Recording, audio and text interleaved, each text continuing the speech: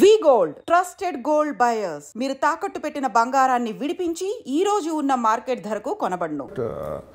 ఎస్ఐబిలో పోలీసులు అదే చెప్పాను, పోలీసులో ప్రతి సందర్భంలో కూడా మీకు జాబ్ సాటిస్ఫాక్షన్ ఇచ్చే ఇన్స్టెన్సెస్ మీకు కోకొలు చాలా ఉంటాయి.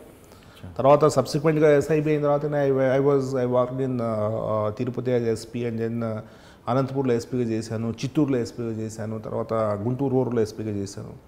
సో ప్రతి దగ్గర కూడా అన్నీ కూడా ఒక రకంగా ఉండవు. నేను తిరుపతిలో సార్ మీరు తిరుపతిలో మీ ఫోకస్ వేరే ఉండేది, అనంతపూర్లో మీ ఫోకస్ వేరే ఉంటుంది. అనంతపూర్ అనేది దానికి ఫ్యాక్షను, దాని వ్యవహారం, దాని కథ.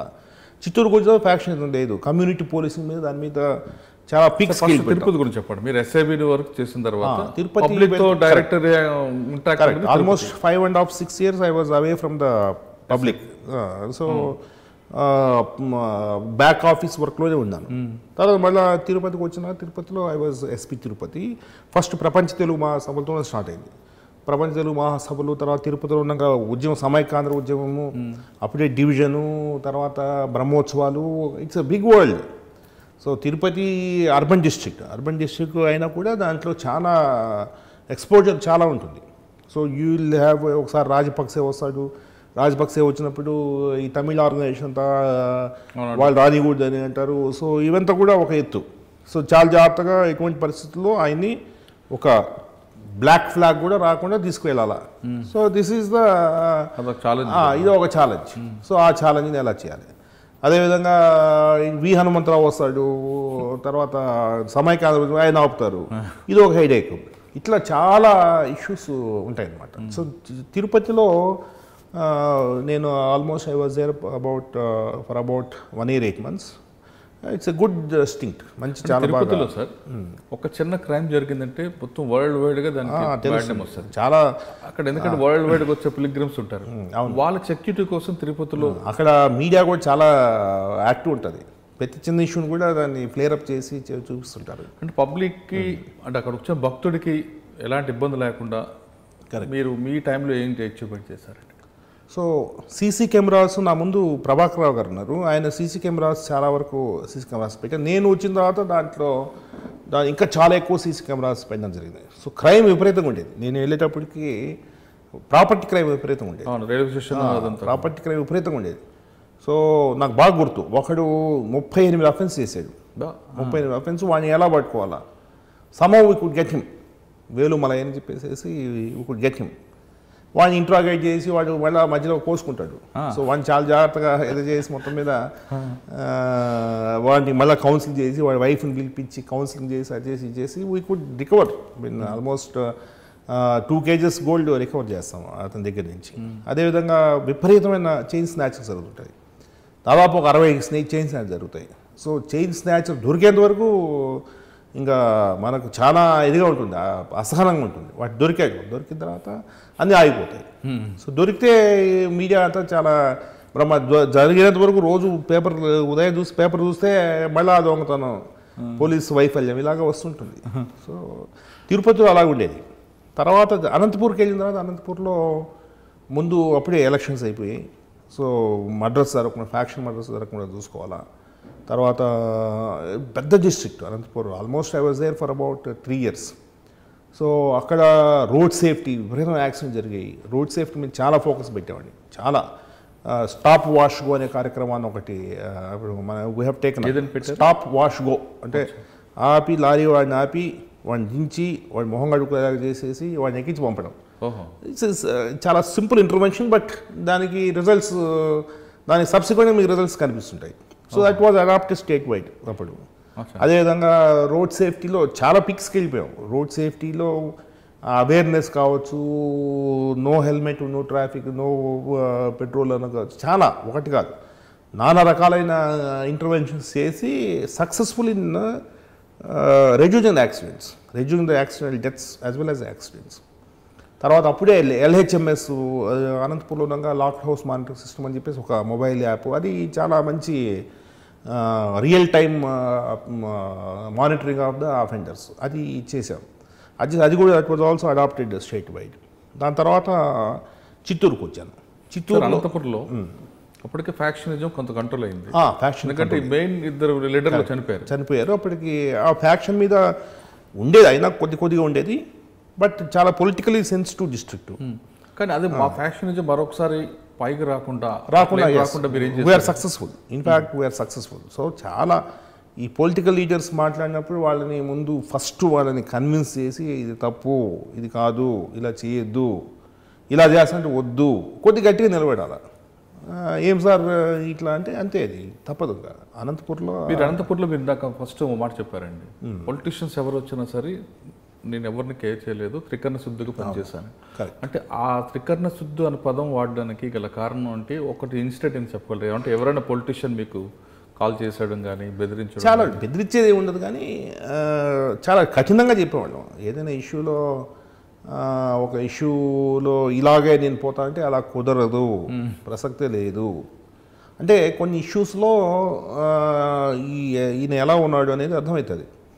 లేదు ఇతను మాట వినడు అన్న తర్వాత కొద్దిగా, బట్ మాట వినడానికి మళ్ళీ అది కూడా చాలా కఠినంగా ఉంటే మళ్ళీ అది ఒక సమస్య. చాలా ఓపికగా వాడిని మనము మన దీంట్లో మన మోడ్లోకి ట్యూన్ చేసుకోవడానికి ఇట్ టేక్స్ టైం. బట్ చాలా జాగ్రత్తగానే కంట్రోల్ చేసుకుంటూ వాళ్ళని అలా కంట్రోల్లో పెట్టుకుంటూ కొంత దూరం నచ్చిన తర్వాత మర్చిపోతారు. సో 2014లో చాలా ప్రాబ్లమ్స్ అయితే అనుకున్నాం, but there are incidents, but చాలా ఫ్యూ ఇన్సిడెంట్స్. నిష్పక్షపాతంగా ఉండాలి. ఫలాని వాడిని ముద్దాయం చేయాలా, చేయను, హీ వాజ్ నాట్ దేర్, చేయను, చేయబోతే ఎలాగా, వాడు ఉన్నాడు లేడు. సో ఇలాగే వస్తుంటారు. ఆయన గన్మన్ ఇవ్వద్దు, ఇస్తాను, ఆయన అపోజిషన్ గన్మన్ ఇవ్వద్దు, ఇవ్వాల్సిందే తప్పదు. సో ఇటువంటి ఇష్యూస్ ఉంటాయి. వాళ్ళు ఆయన గన్మన్ ఇస్తే ఐఎమ్ సక్సెస్ఫుల్, అపోజిషన్ పార్టీ అతను గన్మన్ ఇస్తే ఐఎమ్ సక్సెస్ఫుల్. సో ఇటువంటి ఇష్యూస్ ఉంటాయి అన్నమాట. సో ఇక్కడ చాలా జాగ్రత్తగా వాళ్ళకి వద్దు అంటే మీరు ఎస్ అంటారు ఇవ్వాలా అంటే కొన్ని దగ్గరలో అవసరం, ఎందుకు వాళ్ళకి వద్దని దానికి ఏంటి. అవును, రేపు ఆయనకి ఏదైనా జరిగితే ఎస్పీ బాధ్యత. సో అట్లా ఇటువంటి ఇష్యూస్. సో మర్డర్ కేసులో వాడిని పెట్టాలా, వీడిని పెట్టద్దు, ఇన్వెస్టిగేషన్. సో ఇటువంటివి అనంతపూర్లో కొద్ది కఠినంగాను. అందుకే అదర్వైజ్ నేను 3 years ఉన్నానంటే బికాస్ మీరు అనంతపూర్లో అంత కఠినంగా ఉన్నప్పుడు మీకు పొలిటీషియన్స్ కాకుండా గవర్నమెంట్ వైపు నుంచి కానీ లేదా సీనియర్ ఆఫీస్ నుంచి ప్రెజర్ వచ్చిందా? ప్రెషర్ అనేది ఒకటి ప్రతి సందర్భంలో కూడా, ఎందుకంటే 2 versions ఉంటాయి. 2 versions ఇది correct version, this is what is happening on the ground అనేది మనం ఖచ్చితంగా చెప్పగలగాల. దాన్ని మనము వాళ్ళ అంగీకారం తెచ్చుకునేలా చేయాలి. సో దానికి ముందు ఒక ఇమేజ్ బిల్డ్ చేసుకోవాలి. So he is a good SP, he will take care of the district, మనం అవసరం లేదు, హీ కెన్ ఈ మ్యాటర్స్ని ఆయన జాగ్రత్తగా డీల్ చేయగలుగుతాడు, he can deal the matters on his own, మన ఇంటర్వెన్షన్ అవసరం లేదు అనేది కాన్ఫిడెన్స్ ఉంటే, పైన కాన్ఫిడెన్స్ ఉంటే చాలా వరకు ఇటువంటి ఇష్యూస్ అనేది సార్ట్ అవుట్ అవుతాయి. సో ఆ ఇమేజ్ అనేది బిల్డ్ చేసుకోవడానికి కొద్దిగా ఆ ఇమేజ్ బిల్డ్ చేసుకోవాలి. ఇమేజ్ బిల్డ్ చేసుకున్న మామూలుగా స్మూత్గా నడిచిపోతుంది, అడ్మినిస్ట్రేషన్ స్మూత్గా నడిచిపోతుంది. అంటే మీరు చెప్తున్నట్లుగా ఫస్ట్ మీరు పోస్టింగ్ కూర్చున్నప్పుడే ఒక బిల్డప్ ఒక ఇమేజ్ అనేది ముందు ప్రతి ఒక్కరు కూడా, ఒక ఐపీఎస్ ఆఫీసర్ కానీ ఒక డిఎస్పీ కానీ, అందుకే ఫస్ట్ పోస్టింగ్ నుంచే వస్తుంది ఇమేజ్ అనేది. ఫస్ట్ పోస్టింగ్ నుంచే మీరు అలాగా క్యారీ అవుతూ ఉంటుంది. హార్డ్ వర్కింగ్ ఉండాలా, తర్వాత అందుబాటులో ఉండాలా, ప్రజలకు అందుబాటులో ఉండాలా, అప్రోచబుల్ ఉండాలా, వినాలా, జాగ్రత్త వినాలా, you should be good listener. ఇవన్నీ కూడా ఇంపార్టెంట్ ఆస్పెక్ట్స్. దానికే అది అయిన తర్వాత మళ్ళీ ఐ కేమ్ డౌన్ టు చిత్తూరుకు వచ్చేటప్పుడు, చిత్తూరులో total it's a different scenario. Chittoor అక్కడ కమ్యూనిటీ పోలీసింగ్ మీద విపరీతంగా వెళ్ళాం. చిత్తూరు మీరు వచ్చేసరికి అప్పటికే ఒక మేయర్ మర్డర్ జరగడం అవన్నీ అయిపోతాయి. అప్పుడు ఆయన చింటూ అనే ఒక రౌడీ షీటర్ ఆయన ప్రాంతంలో, అంటే అప్పుడు జైల్లో ఉంటాడు, ఫ్లేమ్స్ కొన్ని కనిపిస్తుంటాయి. జైల్లో ఉన్నాడు అంటే పెద్ద అవన్నీ కూడా మనకేం పెద్ద, నా వరకు చిత్తూరులో ఉన్నాక పెద్ద లా అండ్ ఆర్డర్ ఇష్యూస్ లేవు. పొలిటీషియన్స్ ఇన్వాల్వ్మెంట్ ఎక్కువ ఉంటుందండి? లేదండి, చాలా తప్పు అది. నేను గమనించాను చిత్తూరులో అసలు పోయేటప్పుడు చిత్తూరు అంతా అసలు చాలా అది అంతా వేరే ఉంటుంది, కన్నింగ్ ఉంటారు. కానీ నాకు అసలు I was there about 1 year 4 months. So I had a very good ఇదన్నమాట. నాకు అన్నిట్లో కల్లా చిత్తూరులో పనిచేసింది మంచి సాటిస్ఫాక్షన్ వస్తుంది. ఎందుకంటే చిత్తూరులో we have taken women safety మీద అసలు పీక్స్కి వెళ్ళిపోయాం, కమ్యూనిటీ పోలీస్ మీద పీక్స్కి వెళ్ళిపోయాం, రోడ్ సేఫ్టీ మీద పీక్స్కి వెళ్ళిపోయాం. I was comfortable. వాస్తవానికి తర్వాత ఎలక్షన్ కోడ్ ఏదో వచ్చి నేను I had to move out from Chittoor, కానీ otherwise it was a good ఇదన్నమాట. సార్ చిత్తూరులో ఎలక్షన్ ముందు మీరు పనిచేస్తున్న దాంట్లో చాలా కార్యక్రమం చెప్పారు, రోడ్ సేఫ్టీ కానీ ఉమెన్ సేఫ్టీ విషయంలో. ఉమెన్ సేఫ్టీ మీద మీరు చేసిన ఒక కార్యక్రమం చెప్పండి. ఉమెన్ సేఫ్టీ అప్పుడు మనం ఒక 4 ఉమెన్ కానిస్టేబుల్స్ని 50,000 కిలోమీటర్స్ సైకిల్ ర్యాలీ ఒకటి తీశారు. తర్వాత హ్యాకథాన్, ఉమెన్ సేఫ్టీ మీద హ్యాకథాన్స్ చాలా చేశాం. దాదాపు 10 ప్రోగ్రామ్స్ హ్యాకథాన్స్ చేశాం. సో ఒకసారి ఏది యాంటీ హ్యూమన్ ట్రాఫికింగ్ కావచ్చు, ఒకసారి ఈవ్ టీజింగ్ కావచ్చు, ఒకసారి డొమెస్టిక్ వైలెన్స్ కావచ్చు. సో ఒక్కొక్క ఇది తీసుకునేసేసి దాన్ని ప్రజల్లోకి ఒక అవేర్నెస్ క్యాంపెయిన్ విపరీతంగా చేశాం. అది ఒకటి చేశాం. తర్వాత కమ్యూనిటీ పోలీస్ ఆఫీసర్స్ అనే కాన్సెప్ట్ దాన్ని ఇంబైబ్ చేసి, డిపార్ట్మెంట్లో ఇంబైబ్ చేసి వాళ్ళ సర్వీసెస్ తీసుకోవడంలో చాలా రోడ్ సేఫ్టీ అంబాసిడర్స్గా వాళ్ళని, అదేవిధంగా పోలీస్కి ప్రతి సందర్భంలో కూడా ఒక ఫోర్స్, కమ్యూనిటీ నుంచి ఒక ఫోర్స్ అనేది మనకు ఉండేటట్టు, అందుబాటులో ఉండేటట్టు చేశాం. తర్వాత we have taken up lot of social activities. ముఖ్యంగా we have adopted lot of schools. దాదాపు 100 స్కూల్స్. ఇక్బాల్ గారు హీ వాజ్ ద ఐజీ మాగాపుడు. సో వారి ప్రోద్బలంతో we have taken up lot of schools. ఇది మనం అన్ని రెనోవేషన్ చేసేసి, ఎందుకంటే స్కూల్ అండ్ చిల్డ్రన్ పోలీస్ కాన్సెప్ట్లో వెళ్ళిపోయేసేసి చాలా స్కూల్స్ బాగా చేసాం అనమాట. తర్వాత అది అయిపోయిన తర్వాత వీ హ్యావ్ టేకన్ అప్ హాస్పిటల్స్ని రెనోవేట్ చేశాం. సో వాట్ నాట్ చాలా చేసాం. తర్వాత కొన్ని సోషల్ ఈవిల్స్ మీద ఉక్కుపాదం మోపాం. సోషల్ ఈవిల్స్ ఈ ముఖ్యంగా ఒక గుండం అని ఉంటుంది. సో గుండం అంటే ఇక్కడ ఊరి పేరు మర్చిపోయాను నేను. సో ఆ గుండంకి దళితులు రాకూడదని, దళితులు గుండం తొక్కకూడదని. It's a big issue.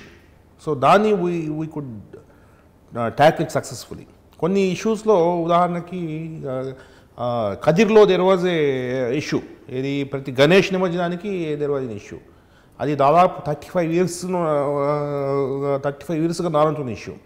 So అది నేను అప్పుడు కలెక్టర్ గారు, కోనశేఖర్ గారు ఉన్నారు, మేము కలిసి కూర్చొని చేసి 35 ఇయర్స్కి ఉన్న ఇష్యూని సెటిల్ చేసాం కదిర్లో. సో దాని తర్వాత ఇంకెప్పుడు కూడా గణేష్ నిమజ్జనం ఇష్యూస్ లేవు. లేదంటే ప్రతి గణేష్ నిమజ్జనానికి కదిర్లో ఇట్ వాజ్ ఎన్ ఇష్యూ. కానీ అదే కదిరిలో చాలా మంది అమ్మాయిలు అందరూ కూడా human trafficking, correct, anti human trafficking మీద కూడా చాలా చేసాం. వాస్తవానికి అదే హ్యూమన్ ట్రాఫికింగ్ ఒకప్పుడు విపరీతంగా ఉండేది, బట్ చాలా వరకు అనంతపూర్, చిత్తూరు కూడా చాలా వరకు కంట్రోల్ అయ్యింది. రాయలసీమ డిస్ట్రిక్ట్లో రాయచోటి, మదనపల్లి అండ్ దెన్ కదిరి ఈ ఇష్యూస్ నుంచి ఎక్కువ హ్యూమన్ ట్రాఫికింగ్ వెళ్తారనేది ఉండేది. బట్ ఇప్పుడు చేంజ్ అయింది. అది అక్కడి నుంచి అడుగుచ్చారు. అక్కడి నుంచి Guntur rural, I was there in Guntur rural. ఇక్కడ మీకు డిఫరెంట్ క్రైమ్ ఉంటుంది కదండి. ఇక్కడ పల్నాడు, ఇది అంత పల్నాడు. ఇది 6 months ఉన్నాను. I was just before elections I was here. So చాలా ఎలక్షన్స్ ఉన్నాయి. ఎలక్షన్స్ అయిన తర్వాత దెన్ ఇక్కడ ఏఏజీ లా అండ్ ఆర్డర్గా 4-5 months and then DAG law and order almost 1 year నుంచి ఇక్కడ ఉన్నాను. సార్ మీరు అనంతపూర్ అంటే ఫ్యాక్ట్ మొత్తం రాయలసీమలో 4 జిల్లాలు ఎక్సెప్ట్ కడప చేశారు. రాయలసీమ క్యాడర్, నన్ను అందరూ రాయలసీమ క్యాడర్ అంటారు ఐపీఎస్లో. ఈ రాయలసీమ ఎందుకంటే 3 జిల్లా ఒకే రేంజ్లో 3 జిల్లాలు చేశాను. అవును. కర్నూలు, కడప చేయలేదు అంతే మీరు. కర్నూలులో కూడా నంద్యాలలో almost about not as SP but ఓఎస్డీగా నేను అక్కడ, ఎందుకంటే కూమింగ్ విపరీతంగా పంపించేవాళ్ళం. ఎస్ఐలు, సిఐలు అందరినీ కూడా I use to go. Kadapa ఒకటే మీరు టచ్ చేయలేదు? కడప ఒకటి టచ్ చేయలేదు. సార్ మీరు చేసిన 4 జిల్లాల్లో మీరు బ్రేక్ చేసిన ఆర్గనైజ్డ్ క్రైమ్ ఏమైనా కనిపిస్తుందా? ఆర్గనైజ్డ్ క్రైమ్ ఉందండి. ఆర్గనైజ్డ్ క్రైమ్ ఇందాక మీరు చెప్పారు కదా, బ్యాంక్ అఫెన్స్. అంటే అప్పుడు బ్యాంక్ అఫెన్స్ స్వరంజిత్ సేన్ గారు, Rajasekhar you should crack it in the next 24 hours. So 12 hours could catch hold of them. అంటే అది అంత ఉత్సాహం అప్పుడు. సో ఖచ్చితంగా దీన్ని ఛేదించాలా అనే ఉత్సాహం. అది డిఎస్పీ టైంలో, మీరు ఎస్పీగా ఉన్న టైంలో ఆర్గనైజ్డ్ క్రైమ్ ఏమైనా? ఎస్పీగా ఉన్న టైంలో ఆర్గనైజ్డ్ క్రైమ్ తిరుపతిలో చాలా ఆర్గనైజ్డ్ క్రైమ్ ఉండేదండి. తిరుపతిలో మాఫియా, ల్యాండ్ మాఫియా ఉండేది. సో ల్యాండ్ మాఫియా మీద ఉక్కుపాదం మోపాము. చాలా ల్యాండ్ మాఫియా ఉండేది. తర్వాత మదనపల్లిలో రౌడీజం ఉండేది. మదనపల్లి చాలామంది అసలు మదనపల్లిలో తెలియదు. మదనపల్లిలో చాలా విపరీతమైన రౌడీజం ఉండేది. సో రౌడీజంని తొక్కిపారేసాం, అంచివేసాం. నిజంగా చెప్పండి, మదనపల్లిలో చాలా గట్టిగా చేసాం. సో రసాయన స్మగ్లింగ్ ఉండేది. రసాయన స్మగ్లింగ్ మీకు నేను తిరుపతి అప్పుడే మన టాస్క్ ఫోర్స్ ముందు తిరుపతి అండ్ చిత్తూరు. సో చాలా దాని మీద రెక్సాండర్స్ దీని మీద చాలా వర్క్ చేశాం. అప్పట్లో అక్కడ ఫైరింగ్లో చనిపోయినప్పుడు correct. So there were encounters in ఇద్దరు ఫారెస్ట్ అఫీషియల్స్ చంపారు. So that was during my period. తర్వాత దాని మీద అసలు చాలా వర్కౌట్ చేసాం. చాలా వర్కౌట్ చేసి there were 1 or 2 encounters also. ఒక దగ్గర ఒకసారి 3 చనిపోతారు, ఇంకోసారి ఎవరు చనిపోరు, ఫైరింగ్ జరుగుతుంది. ఇవన్నీ కూడా ఉన్నాయి. ఒకసారి 20 మంది చనిపోతారు. అది నేను లేను, అప్పుడు నేను లేను. అనంతపురం. సో అంటే దాన్ని చాలా మన ఇంటర్ స్టేట్ ఆపరేషన్స్ చాలా చేసేవాళ్ళు. అది ఇంపార్టెంట్. మీకు ఆర్గనైజ్ క్రైమ్ అంటే రెక్సాండర్ స్మగ్లింగ్ అనేది విపరీతంగా ఉండేది. సో ముఖ్యంగా అదే. సో అదే మట్కా ఉండేది. మట్కా అని బెట్టింగ్ ఉండేది. మట్కా ఇవన్నీ కూడా చాలా గట్టిగా చేశాం. అంటే మట్కా ఐఎమ్ నోన్ అక్కడ వచ్చేసేసి ఆ 3 జిల్లాల్లో నేను ఆ రేంజ్లో నేను అన్ని జిల్లాలు చేశాను కాబట్టి నాకు అందరూ ఆఫీసర్స్ కావచ్చు, మెన్ కావచ్చు, అందరూ కూడా నాకు బాగా ఒక రకమైన ఆత్మీయత ఉంటుంది అన్నమాట. సో సార్ ఇప్పుడు ఈ 4 జిల్లాలు చేస్తడం అనేది ఒక పక్కన పెడితే మీ పర్సనల్ లైఫ్కి వచ్చేసరికి ఇటు ప్రొఫెషనల్ చూడాలి, ఇటు ఫ్యామిలీ చూసుకోవడం, ఈ రెండు మేనేజ్ చేయాలి కండి. మేడం డాక్టర్, మీరు పోలీస్ ఆఫీసర్, పిల్లలు ఎలా మేనేజ్ చేసుకొచ్చారు? ఎందుకంటే వాళ్ళు కూడా మంచి పొజిషన్. పోలీస్లో మీకు చాలా ప్రెషర్ ఉంటుంది, వర్క్ ప్రెషర్ చాలా ఉంటుంది, మీ మీద చాలా రెస్పాన్సిబిలిటీస్ ఉంటాయి, ప్రొఫెషనల్గా చాలా రెస్పాన్సిబిలిటీస్ ఉంటాయి. తర్వాత అనునిత్యం మీ యొక్క అవసరం అనేది డిపార్ట్మెంట్కి అవసరం ఉంటుంది. సో మీరు ప్రతి సందర్భంలో కూడా మీరు రాత్రి 12 గంటలకి 1 గంటకి ఫోన్ కాల్ ఎత్తాల్సిన పని ఉంటుంది.